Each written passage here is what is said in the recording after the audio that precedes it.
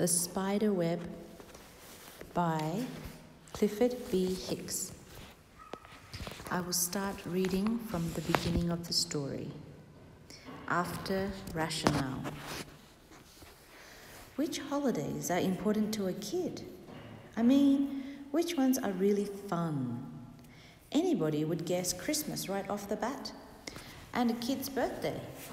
But do you know which holiday comes in third? At least with me and a lot of other kids. Thanksgiving? Nope. April Fool's Day. Now there's a holiday. In some ways, April Fool's Day is a lot more fun even than Christmas or your birthday. The trouble with most people is that they leave April Fool's Day until the last minute. Then they can't think of anything to do except to tie knots in shoelaces or nail somebody's shoes to the floor or put sugar in the salt shaker. Really, you've got to begin thinking about April Fool's Day a couple of weeks ahead. This gives you plenty of time for planning and getting the supplies for whatever you've decided to do. Even if I say so myself, Joey and I are among the world's best April Fool's Dayers. We've learnt the secret.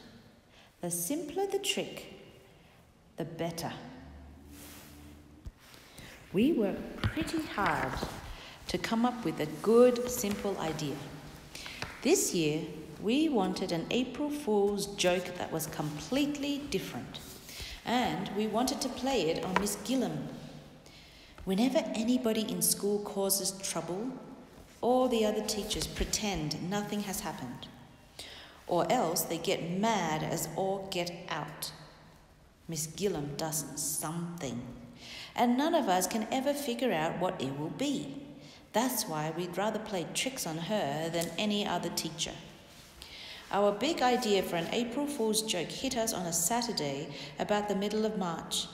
Pop had told me to clean out the tool shed. Now in America, Pop can mean father or grandfather. It depends on the family.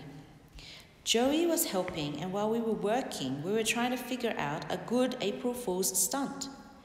We thought until our brains were scorching hot, but still we couldn't seem to come up with any good ideas. Then suddenly, Joey hollered. Hollered means yelled. He was sweeping over in the corner. I ran over to see what was the matter. He pointed the broom at a big spider web. It was one of the biggest spider webs I've ever seen. "That's it," he shouted. "That's our idea." "What is?" I asked, feeling dumb. "We'll spider web the schoolroom." The idea hit me like a sandbag. This could be our greatest production yet. During the next 10 days, we secretly talked to every kid in our schoolroom. Everyone saw right away what a great idea it was. With only 2 days to go, I talked by phone with Millie Morrison, who had the measles. She agreed to help. Millie really was the key to the plan, although all she had to do was make a phone call to Miss Gillam. The key to the plan means the most important part of the plan. I don't know whether Miss Gillam noticed anything different about the kids on April Fool's morning. Most of the lunch boxes were stuffed with kite string and wrapping twine, even spools of heavy thread. Sophie Flynn had about 4 kilometres of yarn left over from her mother's knitting. It was wrapped around her stomach under her dress. She looked like she'd gained 10 kilograms overnight. Jim McCleary carried in a big package that morning and told the teacher he had to deliver it downtown after school. Inside the package was half a spool of ball twine.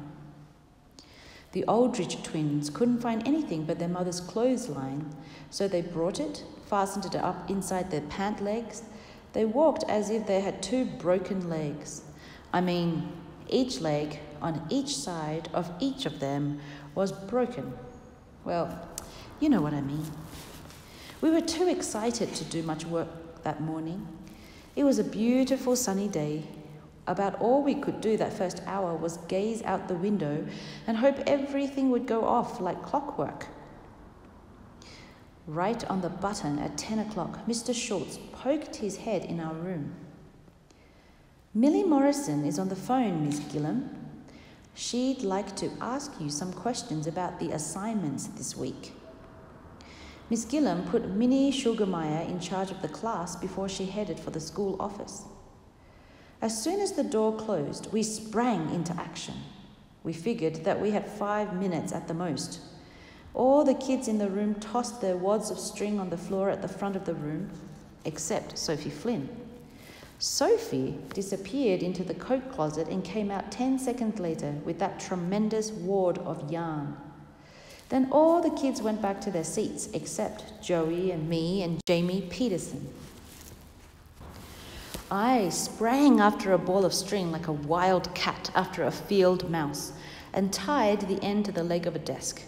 Then I wound it around the desk, tossed it over the light fixture and across the map of Asia. Then I wound it a dozen times around the Aldrich twins from top to toe. Meanwhile, I could hear Joey doing the same thing on the other side of the room. Whenever we'd come to the end of a ball of string, Jamie would be right there with a new one, ready to tie on. You'd never believe how fast that spider web grew. It went around each kid, up and down the aisles, to the pictures on the walls, and back to Miss Gillam's desk. Within 4.5 minutes, which was the time we'd allotted. To allot something means to plan, to give it that much time, so they planned, that was that much time they planned. The job was done. That room, every desk, and every kid in it was so thoroughly spider-webbed that nothing could move. As a matter of fact, you could hardly see anything through that web. Can you see the picture there? Everybody was inside the web. Joey and Jamie and I had left secret routes open so we could get to our own desks. The other kids were urging us on, but finally I glanced at the wall clock and shouted, "Stop!" I tied off the string and crawled under and over the spider web until I reached my desk.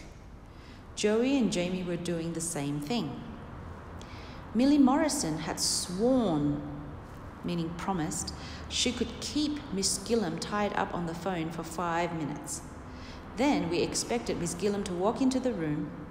We'd holler, "April Fool!" and she'd see the joke.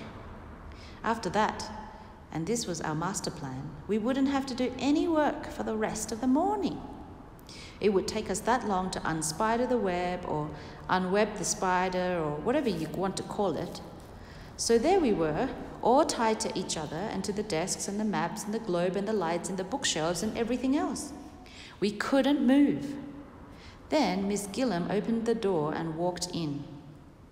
"April Fool!" we all yelled at once from the middle of the web. Well, she took one look and burst out laughing. What I didn't understand was that she was still laughing when she walked right back out the door again.